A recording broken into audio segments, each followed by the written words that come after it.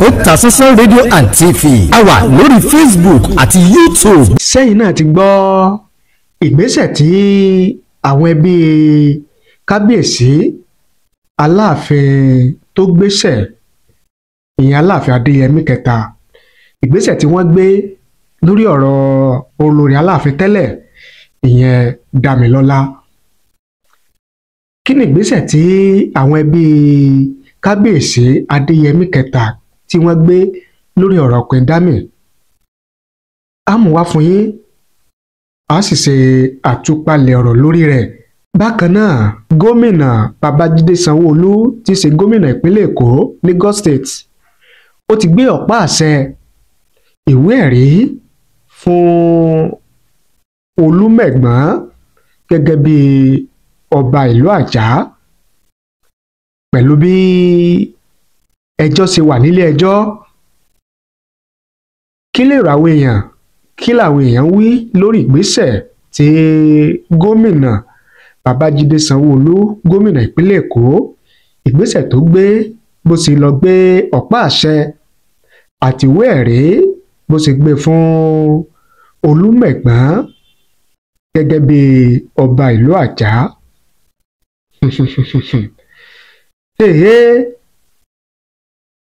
Ẹ gbọ́ táwọn èèyàn wí, èrò àti ìwòye àwọn èèyàn ẹ gbọ́ lórí ìgbésẹ̀ tí gómìnà gbé yẹn.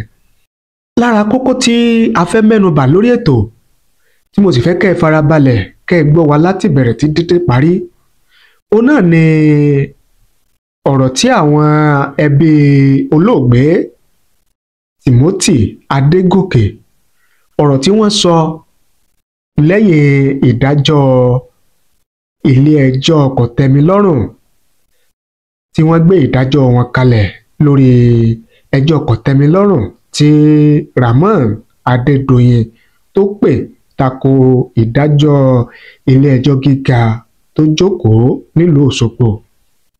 Kí ni ọ̀rọ̀ tí àwọn ẹbí olóògbé Timothy Adégòkè tí wọ́n sọ? A mú wá fún yín, a sì ṣe àtúpalẹ̀ ọ̀rọ̀ lórí rẹ̀, tẹ́yìn náà gbọ́ èrò àti ìwòye àwọn èèyàn lórí ọ̀rọ̀ tí àwọn ẹbí Timothy Adégòkè sọ. Gbogbo rẹ̀ ni a mú wá fún yín, tẹ́yìn náà gbọ́. Ṣùgbọ́n kí n tó tẹ̀síwájú lórí ètò gẹ́gẹ́ bí ìṣe wa, ẹ jẹ́ ká dókè lọ́hùn-ún, ká wò ó, ká gbọ́n tí wọ́n ní fún wa. Tá a bá wá padà dé, a wàá tú pẹ̀rẹ̀pẹ̀rẹ̀ ọ̀rọ̀ eléyìí tí a mú wá lórí ètò fún tèmi. Ẹ má ti lọ o, a sì wà lórí ètò, à ń padà bọ̀. Ológun mo ti mọ̀, màmá jẹ́ ń gbógun lọ. Ológun mo ti mọ̀, màmá jẹ́ ń gbógun lọ. Ayùwá ẹ ò gbọ́ bí bọ́nà bá dé gágá tó dé gàgà. Tí ìṣòro ń gorí ìṣòro, tá ìṣẹ́sọ̀rọ̀ ẹ̀ ní kọ̀ lára ẹ̀dá. Ọlọ́run ọba là á ké pè tọ́rọ̀ fi ń dayọ̀. Ìwọ náà wàá béèrè ohun tó fẹ́ lọ́wọ́ Ọlọ́run ọba Allah. Nínú ìjọ Bismillah wal Qudratullahi Islamic Society, Kudislam, àsàlátù gbogbo ìgbà pẹ̀lú àdúrà tó ṣàtòrò ni wọ́n fi ń béèrè oore lọ́wọ́ Ọlọ́run ọba Allah. Gbogbo ọjọ́ ìkú Sunday lọ́jọ́ àsàlátù wọn. Bẹ̀rẹ̀ láago 9 àárọ̀ 9 a.m. Alẹ́ ọjọ́ Jímọ̀ làkànṣe àdúrà òru tàjúùdì máa ń wáyé mọ́júmọ́ Saturday. Ẹni tó fẹ́ bọ́ lọ́wọ́ ogun ṣẹ́gun gborí ọ̀tún lọ́wọ́ Ọlọ́run ọba Allah kò ní sàsọ̀fálálà. Ilé ìjọ Bismillah wal Qudratullahi Islamic Society, Kudislam, wà ní Asorafila, Kájọlá community, Ìkòyí, Ọ̀ṣun, níjọba ìbílẹ̀ Ìṣọ̀kan, ìpínlẹ̀ Ọ̀ṣun. Níbi yòówù tí ẹ bá wà, ẹ lè máa jàǹfààní àdúrà ojoojúmọ́ lójú òpó WhatsApp line Sheikh Muhyiddin Hamzat Asora. Nọ́mbà yìí lówó bẹ́ẹ̀ tààràtà fún àdúrà àti ìtọ́ni 08068669083 tàbí 08051380579. Ìwọ náà máa bọ̀, àdúrà ẹ̀ ó gbà. Ẹ káàbọ̀ padà. Tajudeen Olówó Òkèrè lórúkọ tèmi. Èmi nìnàjú ẹkùn tí bọdẹ lẹ́rù ní gbogbo ìgbà. Ẹ̀ṣọ́ Ìkòyí ni mí, Ìkòyí ẹ̀ṣọ́ nílé bàbá tó bí mi lọ́mọ. Gẹ́gẹ́ bí a ṣe pàjùbà rẹ̀ níbẹ̀rẹ̀ ètò, nínú kókó tá a mú wá fún yín, àní àwọn ẹbí kábíyèsí Aláàfin tìlú Ọ̀yọ́ tó gbéṣẹ̀, ìyẹn ọba Lámídì Àtàndá Ọláyíwọlá Adéyẹmí kẹta. Àwọn ẹbí kábíyèsí wọ́n gbé ìgbésẹ̀ lórí ọ̀rọ̀ Queen Dami tí í ṣe ìyàwó kábíyèsí, olórí kábíyèsí ní tẹ́lẹ̀ kí ni ìgbésẹ̀ tí wọ́n gbé lórí bí Queen Dami ó ṣe ń sọ àwọn ọ̀rọ̀ kòbákùngbé, àwọn ọ̀rọ̀ tí òwe ti gbọ́, àwọn ọ̀rọ̀ tó tàbùkù ipò ọba Aláàfin tìlú Ọ̀yọ́ tó gbéṣẹ̀ lórí bó ṣe ń sọ káàkiri orí àwọn ẹ̀rọ ayélujára social media platform látàrí aáwọ̀ àárín òun àti ọkọ míì tó lọ fẹ́ lẹ́yìn tó kù ní ọ̀dọ̀ kábíyèsí Aláàfin Adéyẹmí kẹta ìyẹn Portable. Kí wá ní ìgbésẹ̀ tí àwọn ẹbí kábíyèsí Adéyẹmí kẹta gbé gan?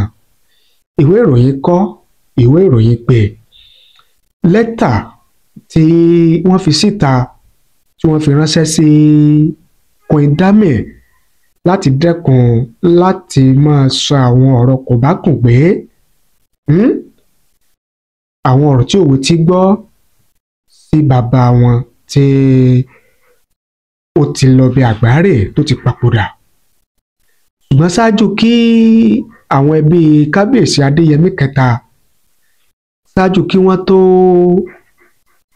gbé ìgbésẹ̀ láti kìlọ̀ fún Queen Dami lórí àwọn ọ̀rọ̀ tí ń sọ nípa bàbá wọn ìyẹn kábíyèsí Adéyẹmí kẹta, ó ní aáwọ̀ ló ti wáyé láàrin Queen Dami àti ọkọ rẹ̀ tí ó lọ fẹ́ lẹ́yìn tó kù ní ọ̀dọ̀ kábíyèsí Aláàfin Adéyẹmí kẹta ìyẹn Portable. Aáwọ̀ kan wáyé láàrin wọn léyìí tí ó fà á kí Portable kó máa sọ àwọn ọ̀rọ̀ tí ó tàbùkù ipò Aláàfin Adéyẹmí kẹta àti àwọn ọ̀rọ̀ tí òwe ti gbọ́ míì, débi wípé àwọn èèyàn bẹ̀rẹ̀ sí gbà á bí ẹni gbàgbọ́ ọtí lórí ẹ̀rọ ayélujára. Àwọn ọ̀rọ̀ burúkú yìí àti àwọn ìwà tí ó tako ìwà ọmọlúàbí tí Queen Dami tó ń wù tó sì ń lọ orúkọ rẹ̀ mọ́ ìdílé Aláàfin Adéyẹmí kẹta ló jẹ́ kí àwọn ẹbí bàbá kábíyèsí tó gbéṣẹ̀ ìyẹn kábíyèsí Adéyẹmí kẹta ló jẹ́ kí wọ́n kọ lẹ́tà ìwé sí Queen Dami láti dá lẹ́kun.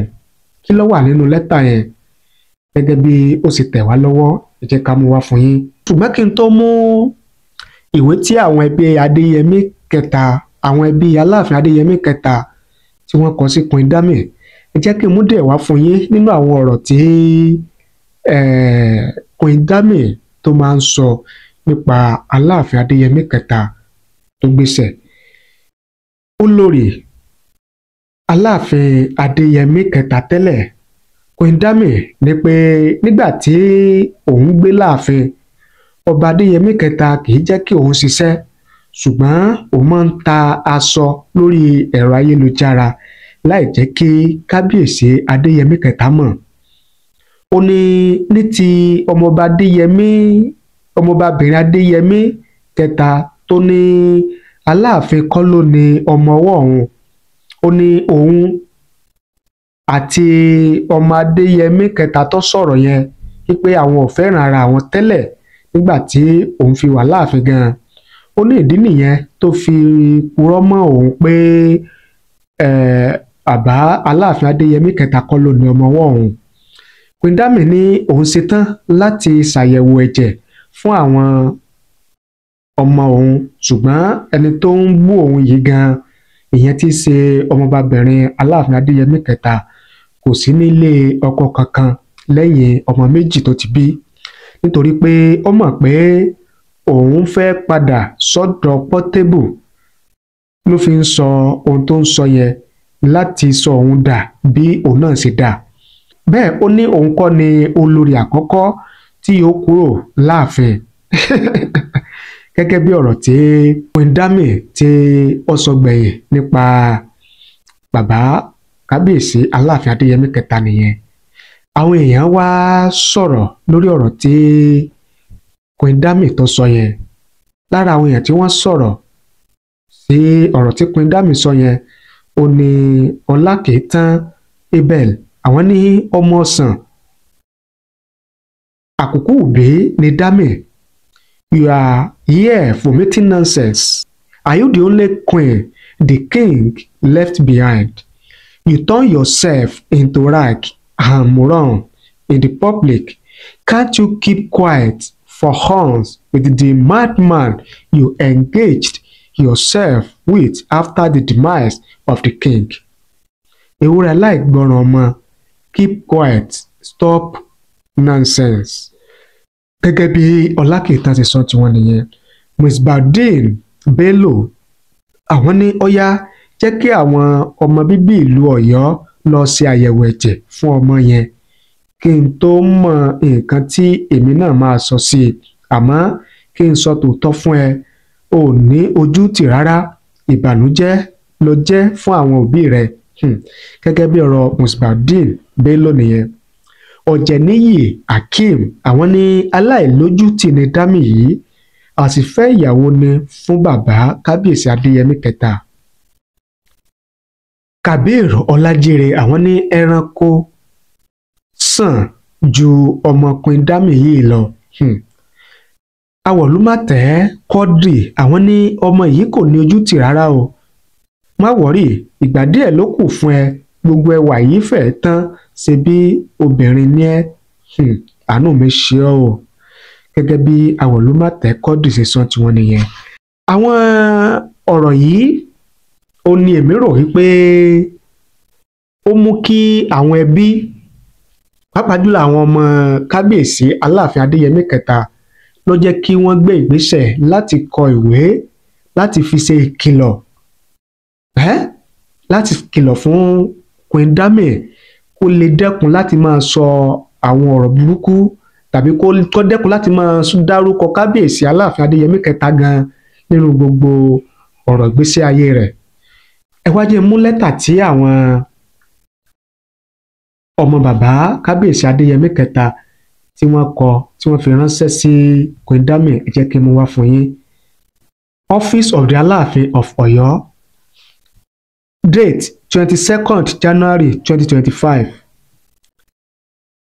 Dami, we have noticed you have been granting interview recently, which is entirely your choice. However, we strongly request that you refrain from mentioning our father in your conversation. Will you be comfortable if someone spoke negatively about your late father, even if it would not bother you? We find your remarks about our father deeply unsettling. This behavior has become increasingly embarrassing and unacceptable. You are not the only ex-wife of our father, and it is time to move on with your life. Please stop tarnishing our family name with unnecessary and disrespectful comments. You are free to pursue attention or manage your affairs as you see fit, but kindly leave our father's legacy and name out of it. Any interview you grant that mention our father's name will result in legal action. Thank you. Gẹ́gẹ́ bí ìwé tí àwọn ọmọ bàbá kábíyèsí Aláàfin Adéyẹmí kẹta tí wọ́n kọ sí Queen Dami nìyẹn, láti dá lọ́wọ́ kọ́, láti dá lẹ́kan kó lè máa sọ àwọn ọ̀rọ̀ tí òwe ti gbọ́ tó tàbùkù ipò Aláàfin Adéyẹmí kẹta. Pẹ̀lú ìwé tí àwọn ọmọ bàbá Adéyẹmí kẹta tí wọ́n kọ yìí, àwọn kan tún wòye wípé ó ti yẹ kí wọ́n kọ irú ìwé báyìí tipẹ́ sí Queen Dami, torí pé kò ṣẹ̀ṣẹ̀ máa ṣe ìranu, kò ṣẹ̀ṣẹ̀ máa sọ ọ̀rọ̀ burúkú nípa Aláàfin Adéyẹmí kẹta pé ó ti yẹ kí wọ́n kọ ìwé yìí tipẹ́tipẹ́. Kí ni ìwòye yín? Kí ni èrò tiyín lórí ìwé tí àwọn ọmọ bàbá Kábíyèsí Adéyẹmí kẹta tí wọ́n kọ sí Queen Dami yìí? Ẹ fi èrò àti ìwòye yín ẹ fi ṣọwọ́ sí wa láàyè comment. Ṣé yóò ká Queen Dami lọ́wọ́ kò láti dẹ́kun máa sọ àwọn ọ̀rọ̀ kòbákùngbé, àwọn ọ̀rọ̀ burúkú tó tàbùkù ipò Aláàfin Adéyẹmí kẹta? Ẹ fi èrò àti ìwòye tí ẹ fi ṣọwọ́ sí wa láàyè comment nísàlẹ̀ fídíò yìí. A kà á sì ṣe àgbéyẹ̀wò rẹ̀ ìyẹn lábalábẹ̀ yẹn. Lórí ọ̀rọ̀ Timothy Adégòkè tí ó dolóògbé tó kú ní ilé ìtura Hilton Hotel tó wà ní Ilé Ifẹ̀, tí ilé ẹjọ́ gíga tó wà nílùú Òṣogbo tí wọ́n gbé ìgbẹ́jọ́ kalẹ̀ lórí ikú rẹ̀ wípé olóyè Rahmon Adédoyin tó ní ilé ìtura Hilton Hotel tó wà nílé Ifẹ̀ yẹn tí Timothy Adégòkè kú sí, wípé ó lọ́wọ́ nínú ikú Timothy Adégòkè tí ilé ẹjọ́ sì dájọ́ wípé kí wọ́n lọ yẹgi fún un tẹ́mi ó fi bọ́ lára rẹ̀ àti àwọn méjì mẹ́rin.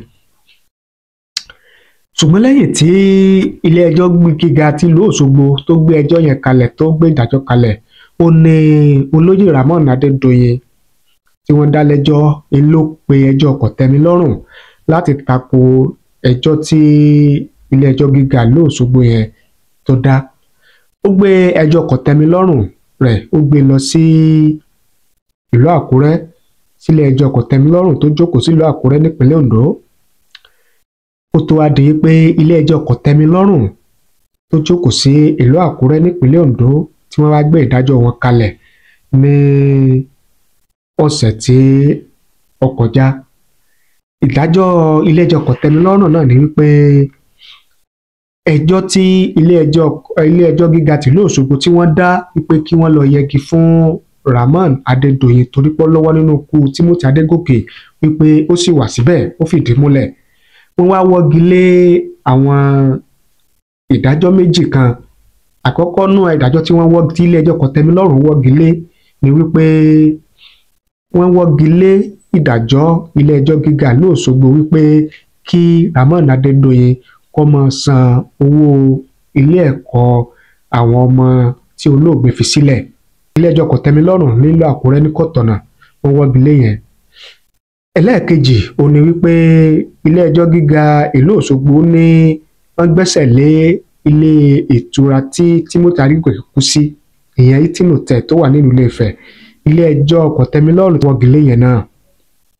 Ṣùgbọ́n lẹ́yìn tí ìdájọ́ tí ilé ẹjọ́ kòtẹ́milọ́rùn tí wọ́n gbé ìdájọ́ wọn kalẹ̀, ó ní àwọn ẹbí Timothy Adégòkè tó dolóògbé, ó ní wọ́n jáde tí wọ́n bá àwọn oníròyìn sọ̀rọ̀.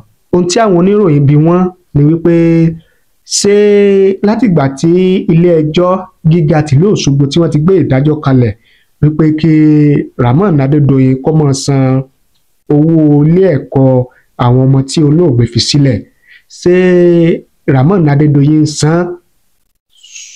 sanwó ilé ẹ̀kọ́ wọn gẹ́gẹ́ bí ilé ẹjọ́ ṣe dájọ́ nígbà náà? Ṣùgbọ́n àwọn ẹbí Timothy Adégòkè wọ́n ní látìgbà tí ilé ẹjọ́ gíga tìlú Òṣogbo ti gbé ìdájọ́ kalẹ̀ wípé kí Rahmon Adédoyin kó máa sanwó iléèwé àwọn ọmọ tí olóògbé fi sílẹ̀, wọ́n ní àwọn ò rí owó kankan gbà láti ọ̀dọ̀ Rahmon Adédoyin, pé Rahmon Adédoyin kò sanwó iléèwé kankan fún àwọn ọmọ tí olóògbé fi sílẹ̀, gẹ́gẹ́ bí ilé ẹjọ́ gíga ìlú Òṣogbo bó ṣe gbé ẹjọ́ kalẹ̀. Ìyẹn gẹ́gẹ́ bí ọ̀rọ̀ tí àwọn ẹbí Timothy Adégòkè tí wọ́n bá àwọn oníròyìn sọ. Àwọn èèyàn wá fi ìwòye àti èrò tiwọn hàn lórí ọ̀rọ̀ tí àwọn ẹbí Timothy Adégòkè tí wọ́n sọ yẹn wípé àwọn ò rí owó kankan gbà lọ́wọ́ Rahmon Adédoyin látìgbà tí ilé ẹjọ́ gíga ìlú Òṣogbo tó ti gbé ẹjọ́ kalẹ̀. Kí làwọn èèyàn ń wí? Kí ni àwọn èèyàn ń sọ? Ẹ jẹ́ kí a mú wá fún yín kí ẹ̀yin náà kẹ́ gbọ́. Bọ́lájí Núrínì Àlé ó ní ṣé ẹni tí ó ti gba ìdájọ́ ikú ni yóò rántí owó ilé ìwé òkú ọ̀run ọmọ òkú ọ̀run tí Adédoyin gan bá ní òun máa san owó ilé ìwé níṣe ló yẹ kí ẹ reject ẹ̀ because owó ritual kò kí ń ṣe owó àlùbáríkà gẹ́gẹ́ bí ọ̀rọ̀ Bọ́lájí Núrénì ojú tí wọ́n fi wọ́n tí wọ́n nìyẹn. Odùọlá Timothy Adéfẹ́mi àwọn ní ẹ ti dìsóhùn rẹ̀ ẹjọ́ máa pàdé lọ́run. Sulaiman Naim àwọn ní àwọn ẹbí yìí kò gbádùn sá lẹ́yìn tí wọ́n ní kí wọ́n lọ yẹgi fún èèyàn lẹ́tún sọ̀rọ̀ owó iléèwé ọmọ olóògbé gẹ́gẹ́ bí ọ̀rọ̀ Sulaiman Naim nìyẹn. Yusuf Bọ́látitó Yétúndé àwọn ní owó iléèwé wo lẹ́tún fẹ́ san. Prince Ọlánrewájú Olóyèdé àwọn ní ikú ní ìrẹsẹ̀ fún Adédoyin. Àbáyọ̀mí Ọmọ́tọ̀sọ̀ àwọn ní ṣé kó lọ fi owó burúkú owó ẹ̀jẹ̀ lọ san owó iléèwé ọmọ yín ẹrù dáadáa o.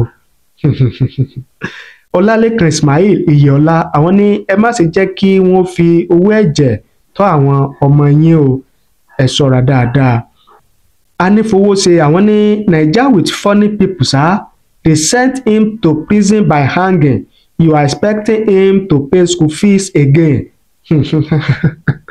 Gẹ́gẹ́ bí ọ̀rọ̀ Anífowóṣe nìyẹn.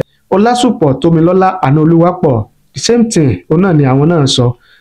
Èrò àwọn èèyàn òun náà ni ẹ ti gbọ́ tí a mú wá fún yín lórí ọ̀rọ̀ tí àwọn ẹbí Timothy Adégòkè tí wọ́n sọ lórí bí tí wọ́n ní Rahmon Adédoyin kò san owó iléèwé kankan fún àwọn ọmọ olóògbé gẹ́gẹ́ bí àṣẹ ilé-ẹjọ́ ìdájọ́ tí ilé-ẹjọ́ gbé kalẹ̀ nílùú Òṣogbo nígbà náà. Ẹ fi èrò àti ìwòye tiyín ẹ fi ṣọwọ́ sí wa láàyè comment nísàlẹ̀ fídíò yìí á kà á sì ṣe àgbéyẹ̀wò rẹ̀. Ẹ ṣé bẹ́ẹ̀ ṣe ń wò wá ẹ ṣé bẹ́ẹ̀ ṣe ń gbọ́ wa ojú tẹ́ fi ń wò wá kò ní fọ́ etí tẹ́ fi ń gbọ́ wa kò ní di láṣẹ Èdùmàrè. Ìbànújẹ́ ó kéré ni ó tóbi ni kò ní jẹ́ pín wa lágbára àdẹ́dà. Ẹ má gbàgbé o ẹ bá ní pín ẹ bá ní share rẹ̀ kó lè káàkiri àgbáláyé. Ẹ̀yin tẹ́ ẹ bá ti subscribe ẹ bá ní subscribe sórí ìkànnì yìí kẹ́ ẹ sì tẹ notification bell